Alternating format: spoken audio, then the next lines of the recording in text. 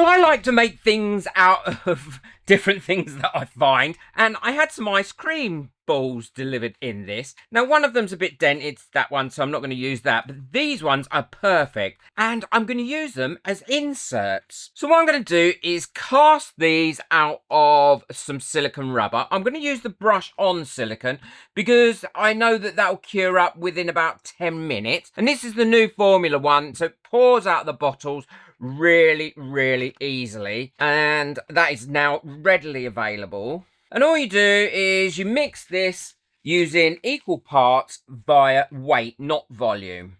I want enough to fill up 5 of these. I probably will make more, and I'll show you. I mean, I think this is gonna work so well. And what I'm gonna do is go along here and put a mark on the outside of how deep I want them. And I can see that mark from the inside. And that one, I'm not putting any in at all. So I'm going to mark in there so I don't go and forget myself.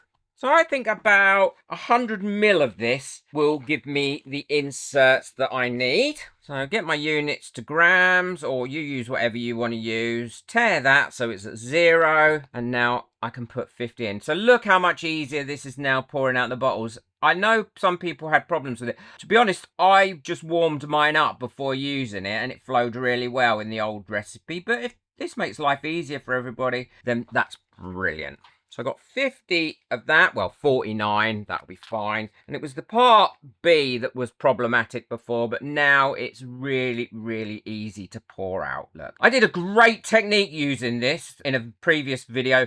Honestly, it came out amazingly, and I'll link that at the end of here. So be sure to check it out because I don't think you'd want to miss it. It really is such a good technique, and it's come in so useful, and I've never seen it done before. So what I'm going to do now, because I've got quite a lot in here, I'm now going to set my timer for 2 minutes. And I'm going to mix this for 2 minutes, making sure I scrape the sides and the bottom and the stick as I go round. So that's mixed up now, and all I've got to do is pour it into there up to my little line. Now, you do need to move quite quick with this because it does cure within about 10 minutes. And that's why I'm using it, to be honest, so I can get it quick. I could do using my other silicone, but that takes 7 hours to cure. And now we've got that poured in, what I'm going to do is just give it a tap to make sure it's nice and level, and to encourage any of the bubbles to come up or come off the sides. And now leave that for about 10-15 minutes to cure up. Well, these are cured now, and they didn't take too long, about 10 minutes.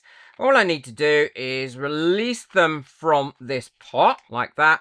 And now trim these edges up, because where they've slightly gone up and it shrunk away, I want those to be a little bit more flush than that with the actual mold. That way they'll stick to the mold much easier and won't try and pop up once I've put them down. Make sure your mold's lovely and clean. Now I'm using these molds, these shape molds.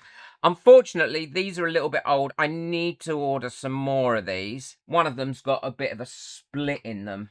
That one there, it's got a little split there. Don't know if you can see it, look. But that should be okay, and I should be able to show what I mean with this. And the other ones are fine. Unfortunately, molds don't last forever. So that should now stick in there really well. I push that down. That's going to stick on there really well. Ready for me to do a pour. I'm going to demold these, cast some more, and then I'll show you what I'm going to do next. Well, they're all in there now. I'm going to give them a last push down. They should be stuck in there really well. And now I'm going to mix up my resin. I'm going to be using the T-Expert 4-hour demold. It's a thicker resin, and I want it to cure up as quickly as possible, really to prevent any long-term problems with either these floating up if it's a really thin, slower cured resin, and to allow me to be able to demold them quicker. So 1-to-1 resin by volume rather than weight.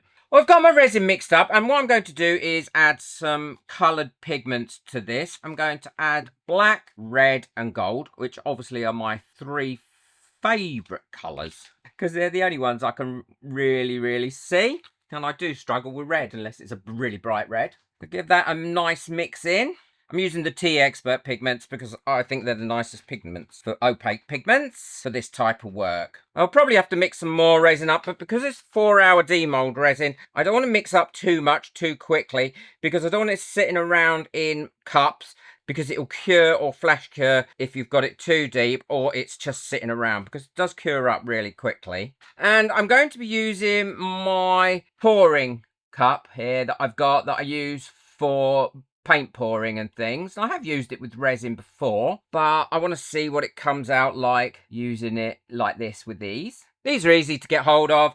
I'll link them in the description as well as everything else in case you want to get hold of one. At this stage, you could brush on some mica powder onto these molds, or as I'm doing, just leave them as they are. I'm giving them one last press down. Make sure that's all right.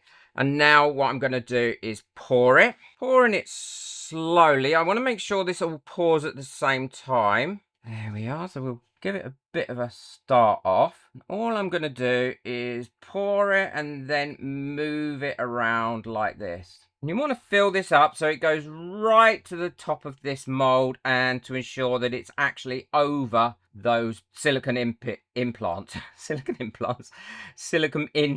that you've put in there. So that's that one done. I will go over it with a long neck lighter again before I leave these to cure fully. I'm now going to fill this one. There we are.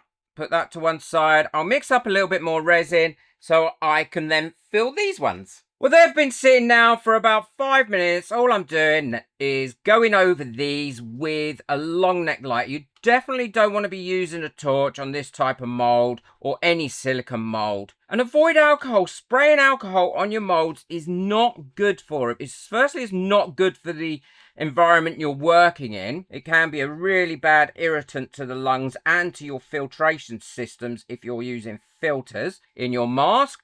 But also, it will reduce dramatically the life of your molds because it will dry it out. I know a lot of people use it, and if they like it, well, then that's good for them. But I need to tell you what the negative effect of spraying alcohol on your silicone is. It will dry them out, and you will get a lot less life on them. I want to say a massive thank you to everyone that got me a coffee last month. Here's the list of people that got me coffees. Thank you very much. It really is appreciated and allows me to keep this channel going. If you'd like to get your name on my coffee board, then the link for that is in the description below. We've got those off now, and I'll check it again in about another 5 minutes, see if there's any more that need bursting off.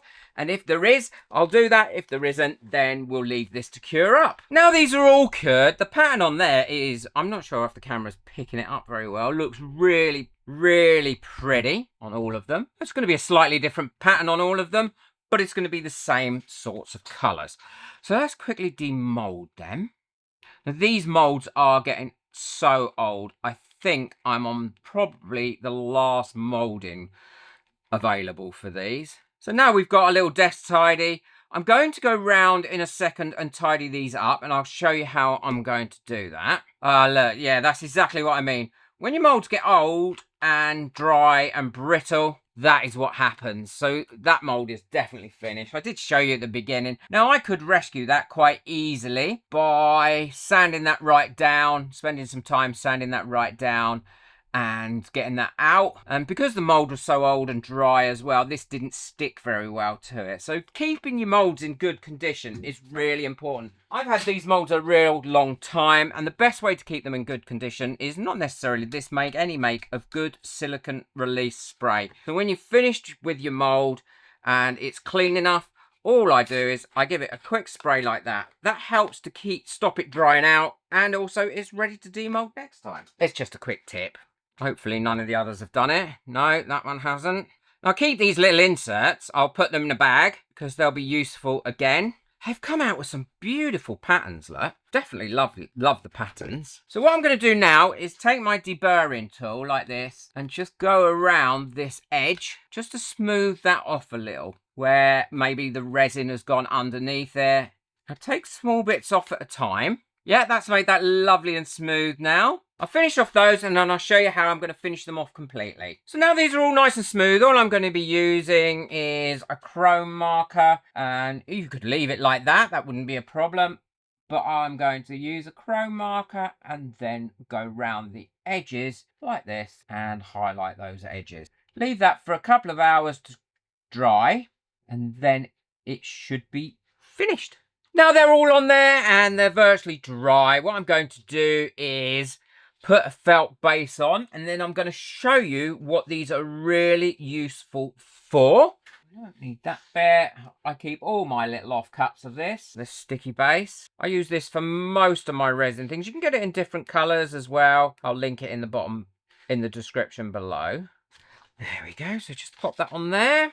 Pop that on there like that. And that one on there. And then using a sharp knife, all I'm going to do is trim around them. And then I'll show you when they've all trimmed up and what I'm going to use them for. And they're going to be brilliant for it, I think. What I'm going to be using these for is when I put my jewellery bits together, I normally have everything scattered around everywhere. And then I knock it about and do it and then can't find it. So what I'm going to use these for is putting my bits in like this. And because they've got a nice weight to them, they're not going to move around too much. And because they've got these nice felt bottoms on, they're going to stick quite nicely and evenly. So I can put my earring bits in there. I can put my jump rings in them. My pinch bails in them. And that is going to make life so much easier for me when I've got my tools out and I'm using and putting my jewellery together. I can just pick up a jump ring and they're not all scattered everywhere and they're not messy and they're not being knocked everywhere, which is what I normally do with them. So I really like them. Or they could make little desk tidies, or you could use them for putting little plants in if you wanted to, little succulents or cactuses. I love it. I think it's come out really well. So simple to make and really, really useful. Be sure to check out the video I've got coming up next on another brilliant way to use this brush on silicone that is going to give you a masterful effect. I've never seen it done before and I think you'll love it. I'll link that at the end of this. Everything I've used is in the description below. Boom that like button, hit that subscribe button. And if you can, hit that hype button as well. That really helps. But most of all, enjoy your resin. Take care. Bye.